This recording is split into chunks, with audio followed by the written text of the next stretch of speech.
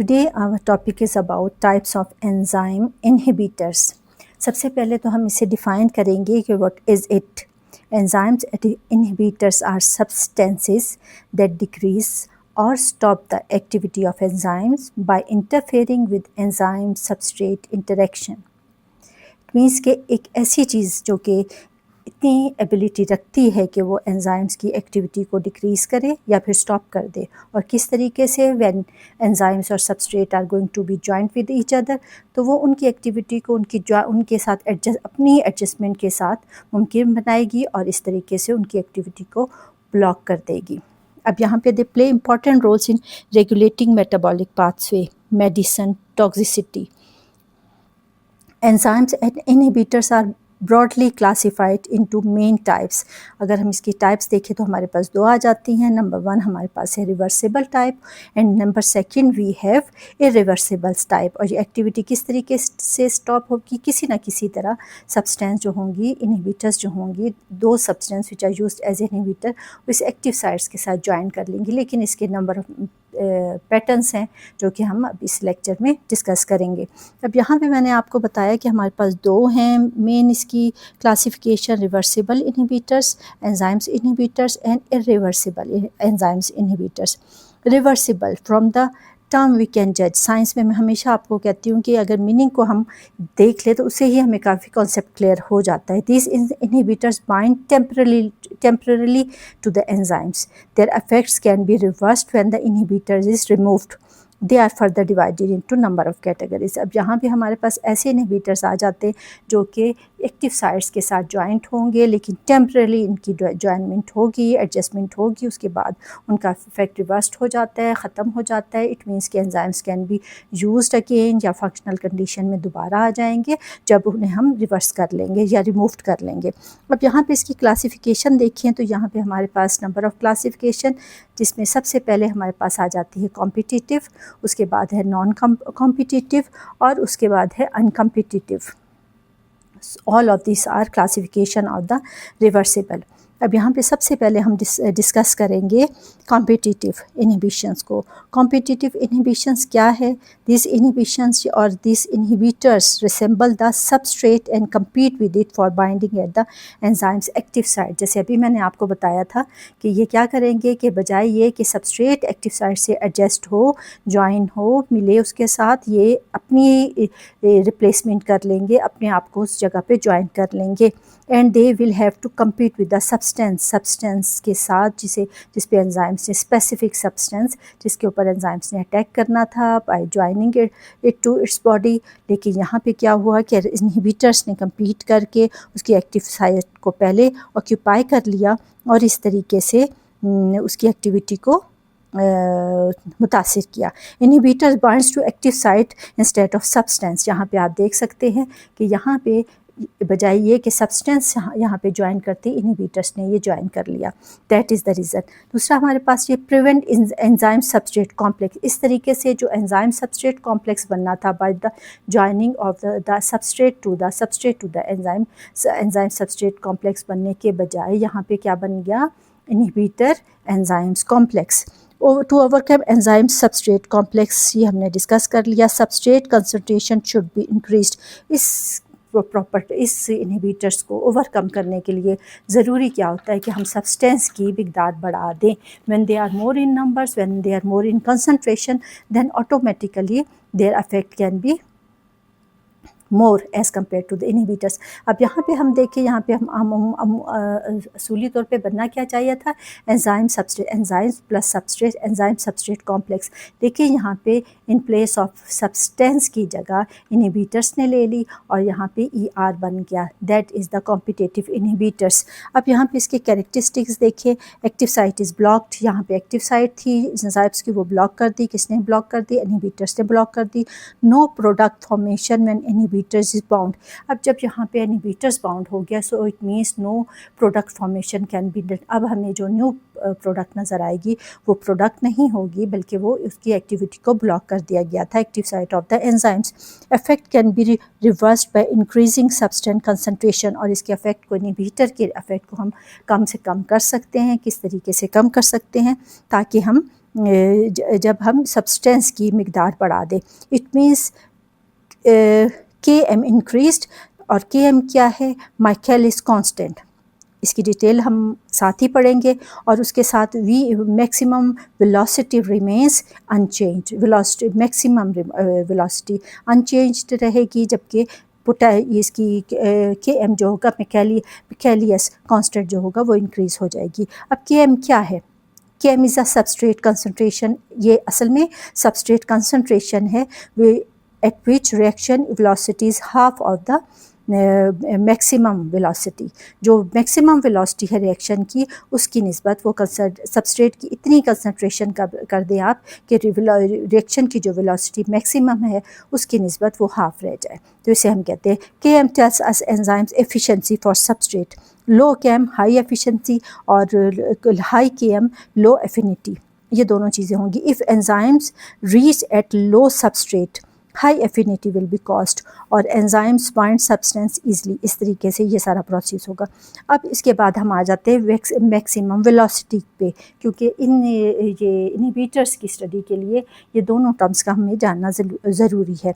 Maximum velocity क्या है, maximum rate of an enzymatic catalysed reaction, reaction जिसे speed से हो रहा है उसकी मैक्सिमम रेट।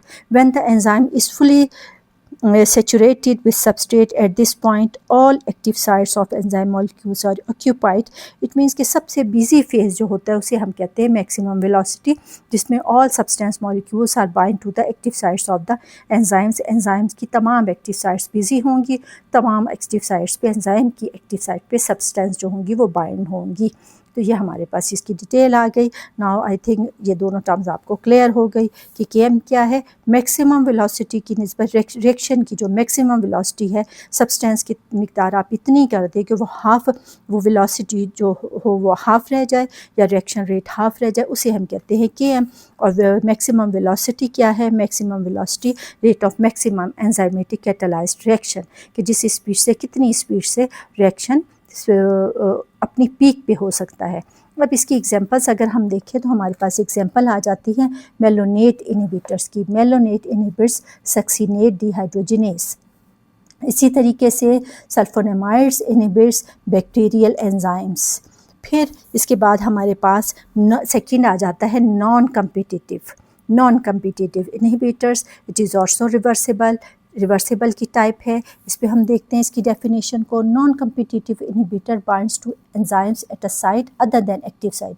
अब आपको ये अच्छी तरीके से पता है कि एंजाइम्स की जो साइट्स हैं, एक एक्टिव साइट है and second one other site जो है उसके ऑपोजिट वो एलोस्टेरिक साइट है, नॉन एक्टिव साइट है, या जिसके ऊपर रिएक्शन तेज़ी के साथ नहीं हो सकता।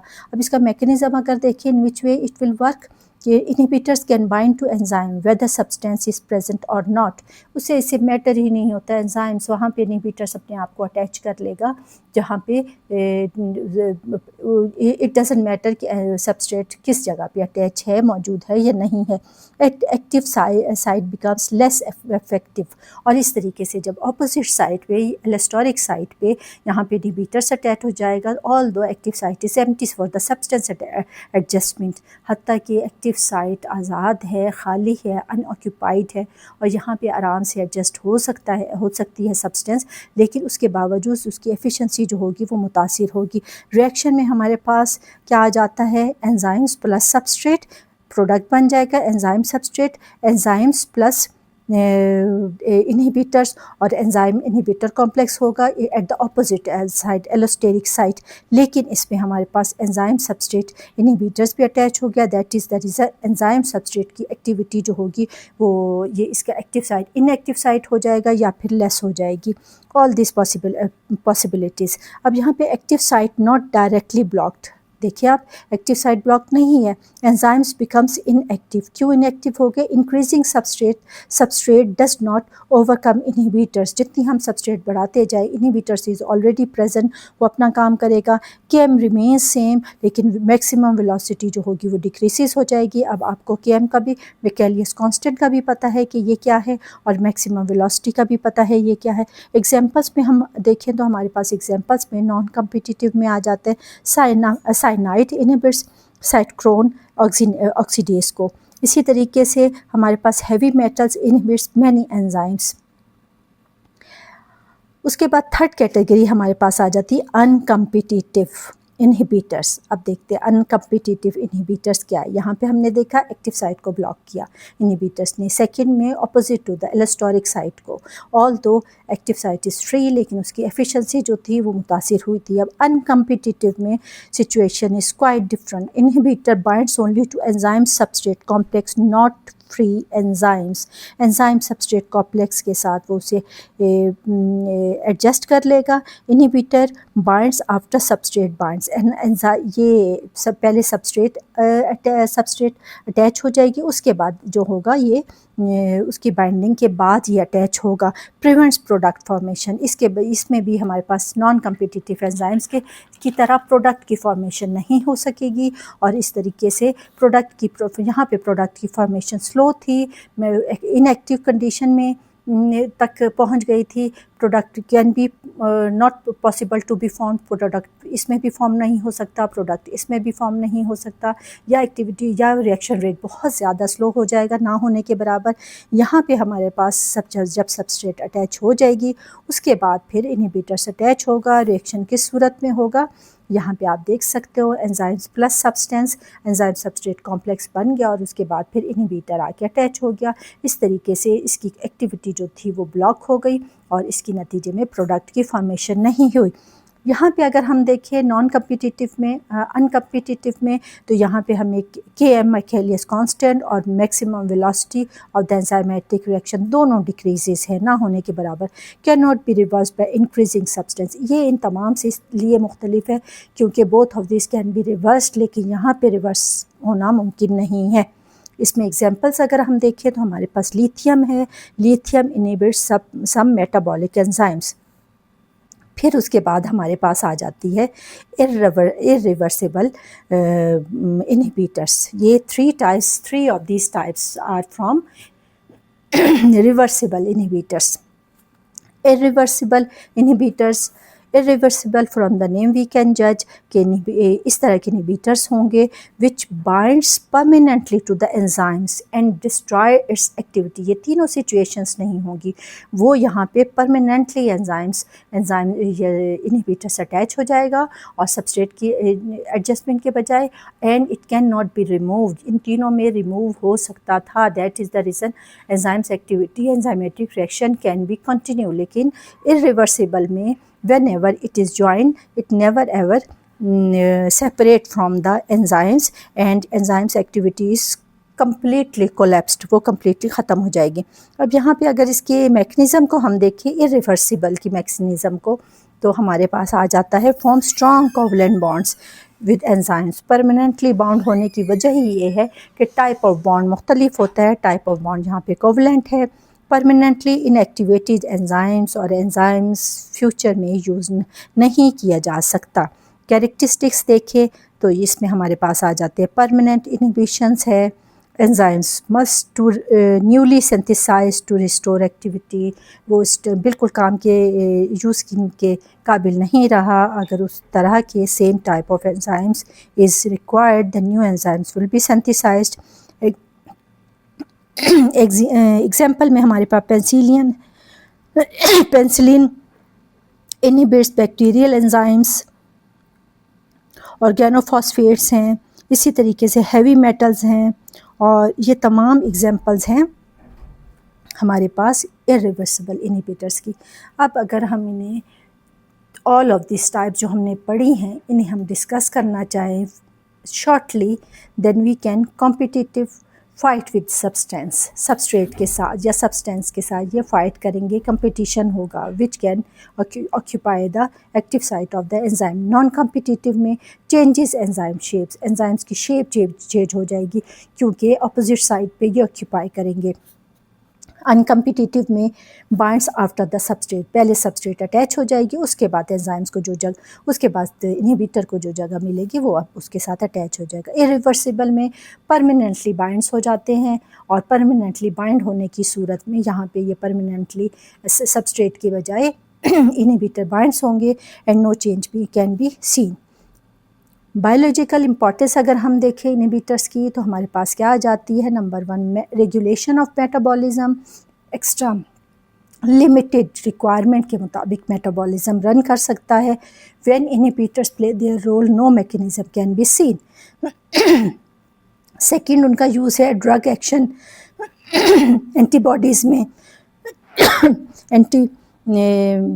बॉडीज़ या एंटीबैक्टीरियल मेडिसिन्स में, इसके अलावा पॉइजन के एक्शन में, कंट्रोल ऑफ बायोकेमिकल पाथवेज, इन तमाम में एक दफ़ा फिर regulation of metabolism, drug actions हैं जिसमें हमारे पास एंटीबॉडीज़ एंटीबैक्टीरियल मेडिसिन्स आ जाती हैं, पॉइजन एक्शन है, कंट्रोल ऑफ बायोकेमिकल पाथवेज है। All of these are the use of the inhibitors. तो इनहिबिटर्स जहाँ रिएक्शन को स्टॉप करते हैं, इनएक्टिव करते हैं एंजाइम को, वहाँ इनका पॉजिटिव सेंस देखा जाए तो हमारे पास बायोलॉजिकल इंपॉर्टेंस ये तमाम आ जाती हैं। ओके जी, थैंक यू।